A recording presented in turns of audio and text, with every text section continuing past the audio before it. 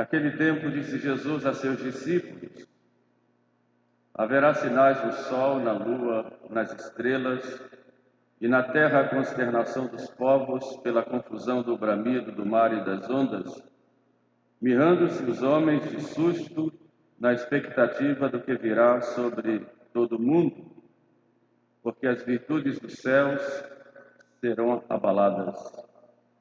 E então verão o Filho do Homem vir sobre uma nuvem com grande poder e majestade. Quando começarem, pois, a cumprir-se estas coisas, olhai e levantai as vossas cabeças, porque está próxima a vossa redenção. E disse-lhes esta comparação: vede a figueira e todas as outras árvores. Quando começam a desabrochar, conheceis que está perto o verão. Assim também, quando vedes que acontecem estas coisas, sabei que está próximo o reino de Deus. Em verdade, eu vos digo que não passará esta geração sem que todas estas coisas se cumpram. Passará o céu e a terra, mas as minhas palavras não passarão.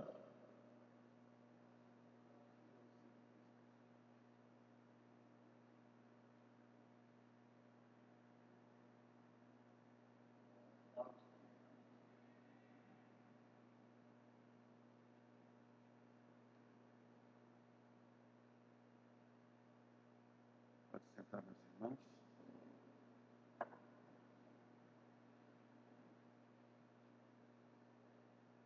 Começamos hoje, então, o tempo do Advento, um novo ano litúrgico. E duas frases são muito claras e muito profundas e significativas para este tempo, conforme a Igreja nos coloca. Primeiro, na Epístola, São Paulo diz: é hora de levantarmos do sono, pois se aproxima de nós a salvação. E Cristo, falando dos acontecimentos próximos ao fim do mundo, nos chama a atenção dizendo: quando estas coisas começarem a acontecer, levantai as vossas cabeças, porque já se aproxima de vós a redenção.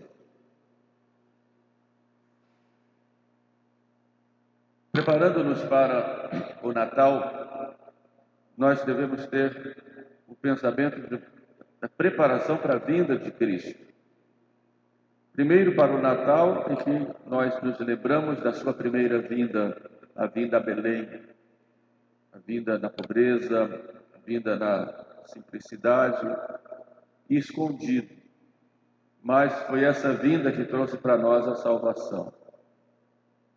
Pensamos também numa segunda vinda, a vinda no fim do mundo, e exatamente o Evangelho nos fala sobre isso. Sabemos que Jesus voltará da mesma maneira que subiu para o céu, cheio de glória, e separará os bons dos maus, como um pastor separa as ovelhas dos cabritos. Por isso devemos estar preparados, vivendo uma vida, tendo uma vida de união com Deus, de arrependimento e buscando a santificação. A conversão deve ser algo constante em nós, para nós sermos colocados à direita de Jesus e ouvirmos dele: vinde, benditos de meu Pai, gozar do reino que está preparado para vós.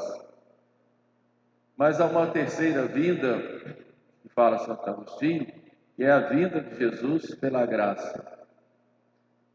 Isso ele vem através da Igreja, nos ensinando, nos dando as graças através dos sacramentos e nos conduzindo para o céu. Na verdade, então, são três vindas.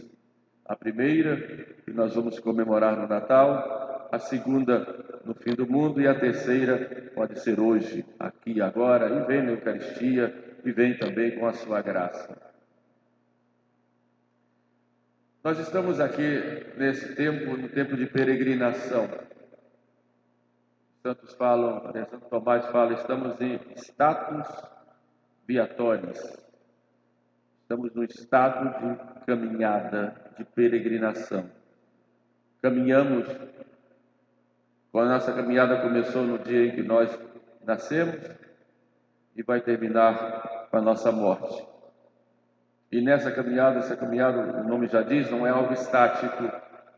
Estamos no dia a dia, rumo ao nosso fim. E todos nós buscamos, na verdade, buscamos a felicidade. Em que consiste essa felicidade? E Jesus vai nos mostrar, através das bem-aventuranças, que a nossa felicidade está em Deus. Bem-aventurados os pobres de espírito, porque deles é o reino dos céus. De modo que a nossa felicidade está nesse reino dos céus. E em que consiste esse reino dos céus que nos dá a felicidade? Consiste na posse e na visão beatífica de Deus. Na verdade, consiste no céu, onde nós veremos a Deus, amaremos a Deus e possuiremos a Deus. De modo que essa caminhada, esse estado de status viatórios, tem um fim, que é a felicidade no céu. O problema é que nós muitas vezes não sabemos que essa felicidade consiste em Deus. Ou se sabemos, caminhamos em busca de outras coisas. E aí, evidentemente, não alcançaremos o sumo bem e não seremos felizes. E é nessa posse que está a felicidade. Nosso coração anda inquieto, só encontra repouso em vós, já nos lembra Santo Agostinho. Por isso o tempo do Advento é o tempo em que nos chama a atenção para essa caminhada na esperança. Podemos dizer que a virtude principal desse tempo, que deve ser objeto de nossa meditação, é a esperança. Em que consiste a esperança? Como viver essa virtude da esperança? Quais são as razões da nossa esperança? E quando se peca contra a esperança? É sobre esses pontos que eu gostaria de falar com vocês hoje. Evidentemente, em homilia, não dá tempo de desenvolver muito, mas para ficar já gravado e vocês possam viver essa esperança. O que é a esperança? Nós podemos entender esperança como um sentimento, como uma paixão da alma ou como uma virtude cristã. A esperança pode ser entendida como um sentimento, alguém que sonha com alguma coisa e espera, eu vou alcançar. É a esperança de quem, por exemplo, faz um concurso para obter um emprego, a esperança de alguém que faz uma viagem querendo chegar ao fim, é a esperança de uma pessoa que está namorando, quer se casar, ter filhos. É uma esperança humana. Evidentemente, ela é só humana, aí é uma espécie de sentimento da alma. Pode ser também uma paixão, a esperança do otimista, aquele que tem um temperamento de que vê tudo muito bem e cheio de otimismo, mas isso é puramente natural, puramente humano. Pode ser uma esperança, aí já ponho entre aspas, ideológica, como hoje tem muito, há muito isso. Essa esperança ideológica é a esperança daquele que acha que a ciência vai resolver todos os problemas, como nessa época, quando se fala de uma vacina, vai resolver todos os problemas. É uma esperança humana, né? Como se a partir daí o mundo fosse outro, uma esperança até ilusória. Colocar esperança na ciência, ou colocar esperança no bem-estar material, nas riquezas, no fato de poder comprar muito, de poder ter muitas coisas materiais, ter muitas honras, enfim, é a esperança daquele otimista que acha que vai resolver todos os problemas dessa forma.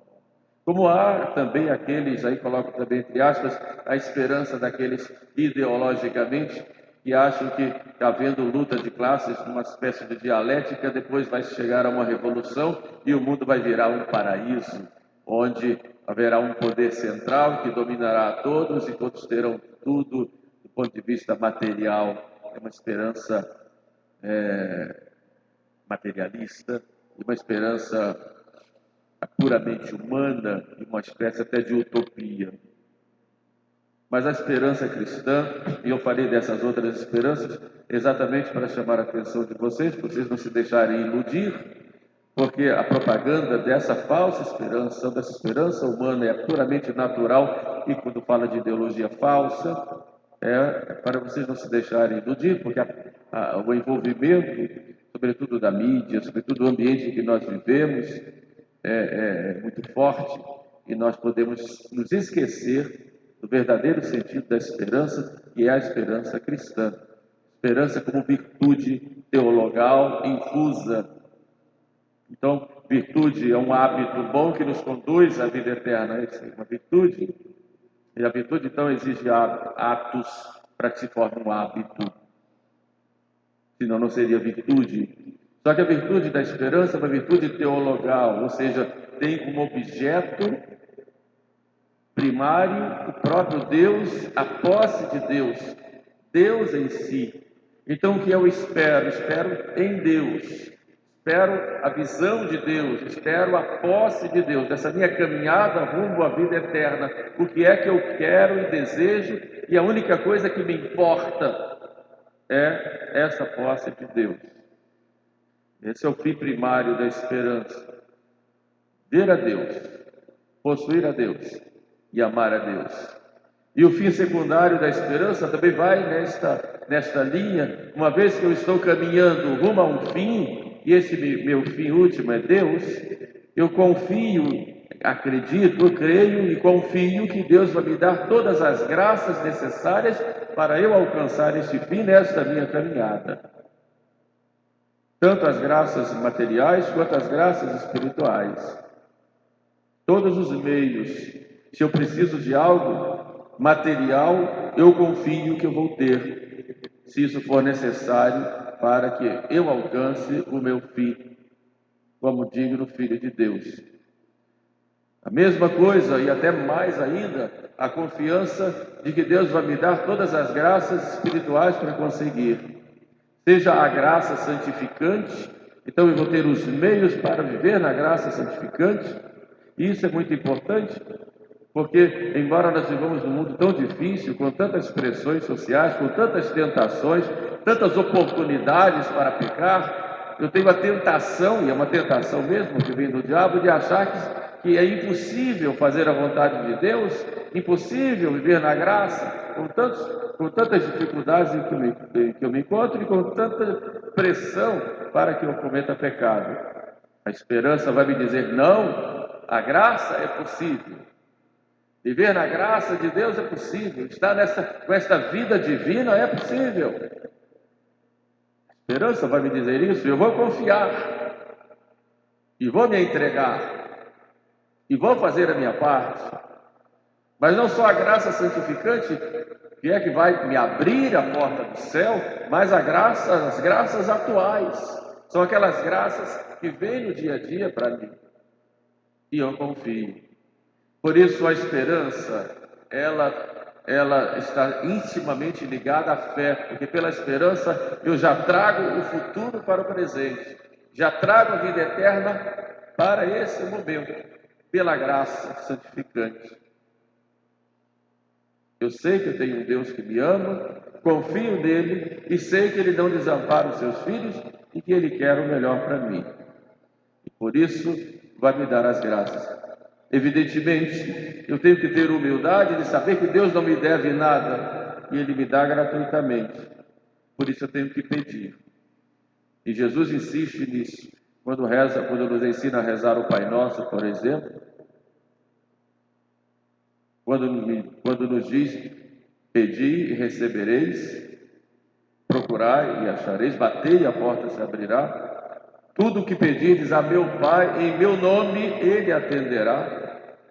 Portanto, a esperança me leva exatamente a confiar e a pedir com humildade, sabendo que Deus é Pai de bondade, de amor e vai me dar essas graças. Mas eu tenho que pedir. Devo pedir.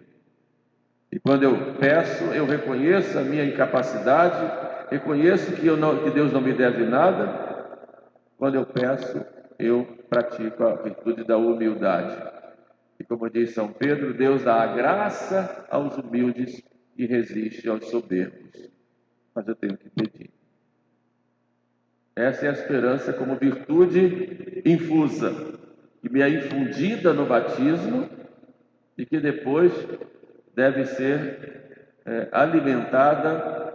Eu devo, com as minhas atitudes, sobretudo com a minha confiança, fazer crescer no dia a dia. Posso pecar contra a esperança de duas formas. Ou posso pecar pela presunção, achando que Deus vai me dar tudo, sem que eu faça nada. É a presunção. Aquela tentação que o demônio fez a Jesus, lá do pináculo do templo: lança-te daqui abaixo, porque virão os anjos e te acolherão e te socorrerão. É tentar a Deus.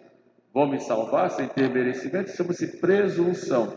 Na hora da morte, Deus vai dar um jeito. Isso é presunção. Não preciso fazer nada, depois, quando ficar velho, eu me converto. Isso é presunção.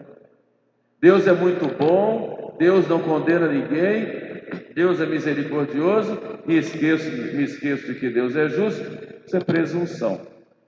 Posso fazer o que eu quiser de Deus, que eu vou ter a salvação. Presunção é achar que vai se salvar sem merecimento. É claro que o merecimento é de Cristo, nosso Senhor. Porém, há um merecimento nosso, que participa desse merecimento de Cristo. Deus que te criou sem ti, não te salvará sem ti, nos fala Santo Agostinho. Ou podemos cair no oposto, que é o desespero. É a falta de confiança em Deus. E essa tentação do desespero é muito comum. O demônio se aproveita muito quando nós caímos. Eu não tenho mais jeito. Não adianta, o que eu fizer não vai ter jeito. É uma tentação do desespero. E começa com uma falta de confiança em Deus, até o ponto da pessoa se desesperar. E se morre com esse desespero de salvação, se condena, porque é um pecado contra o Espírito Santo, desespero de salvação. Por isso a gente tem que ter cuidado durante a vida, sempre confiar nessa bondade, nesse amor, nessa misericórdia de Deus, sabendo que Deus está sempre pronto a nos acolher. Não cair nunca no desespero. Foi o pecado de Judas. Se desesperou. Poderia ter ido lá pedir perdão, ou chorado, como fez Pedro, mas se desesperou. Então temos que ter muito cuidado, porque com relação, sobretudo quando os pecados começam a se repetir, a pessoa pode se cansar. Não se canse nunca, porque Deus não se cansa de nos perdoar. Então nós não podemos nos cansar de pedir perdão. É claro que o pedido de perdão tem que ser sincero, com um desejo firme de tomar todas as medidas para não cair de novo. Então nunca podemos nos desesperar. O índice de suicídio hoje está aumentando cada vez mais, exatamente fruto desse desespero, em que a pessoa não vê mais nenhum sentido na vida, então se desespera e se mata. Precisa tomar cuidado, porque inclusive nos nossos meios isso pode acontecer e já aconteceu. Tomemos cuidado para não cair no desespero, sempre confiar em Deus. Me lembro de uma vez no catecismo, perguntei para as crianças: se você soubesse, se você fosse Judas, tivesse caído no pecado, o que é que você faria? Aí uma criança se levantou e disse: eu ia lá no pescoço de Jesus, me agarrava, me pendurava no pescoço de Jesus e dizia assim: eu não largo enquanto o Senhor não me perdoar. Simplicidade de uma criança. Só que nós somos tão adultos e tão orgulhosos que não temos coragem de fazer isso. Não tem mais jeito. Cuidado para não cair no desespero. E por que nós temos que ter esperança? Porque Deus é Pai. Porque Deus nos ama. Temos que confiar nele como Pai. Porque Deus é bondoso. Porque Deus é fiel às suas promessas. Nós muitas vezes somos infiéis, mas Deus é fiel. E porque Deus é poderoso. Pode tudo. Então temos que confiar. Essas são as razões da nossa esperança. Por isso confiemos em Deus, procuremos ter vida de oração. A oração nos coloca nessa intimidade com Deus já agora. apesar das dificuldades, das cruzes, já nos coloca nessa intimidade com Deus e façamos a nossa parte. A esperança não é quietismo, vou ficar parado, não vou fazer nada. Não. Muita gente que estuda Santa Teresinha diz que Santa Teresinha é uma santa com tendências quietistas, que é a santa da confiança. Mas ensina é a confiança. Mas a verdade não é assim que ela diz. É uma santa de atividade.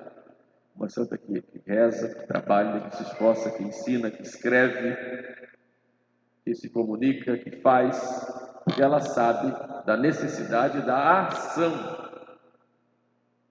A ação, como a participação nessa obra de Deus com relação a nós. A esperança leva a isso, essa ação. Nunca em detrimento da nossa confiança. Eu confiar como se tudo, sabendo que tudo depende de Deus, e ter a ação como se tudo dependesse de nós. Temos que juntar essas duas coisas, confiança e atividade. E isso vai alimentar a nossa esperança.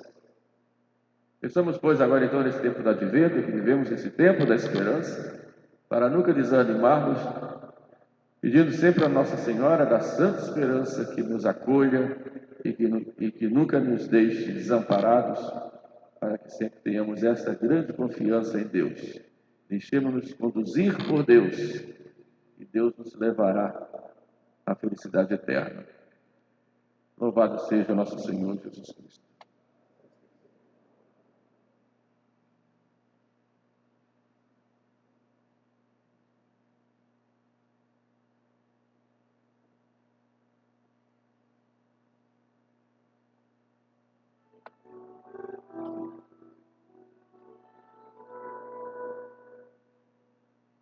Credo in uno Deum,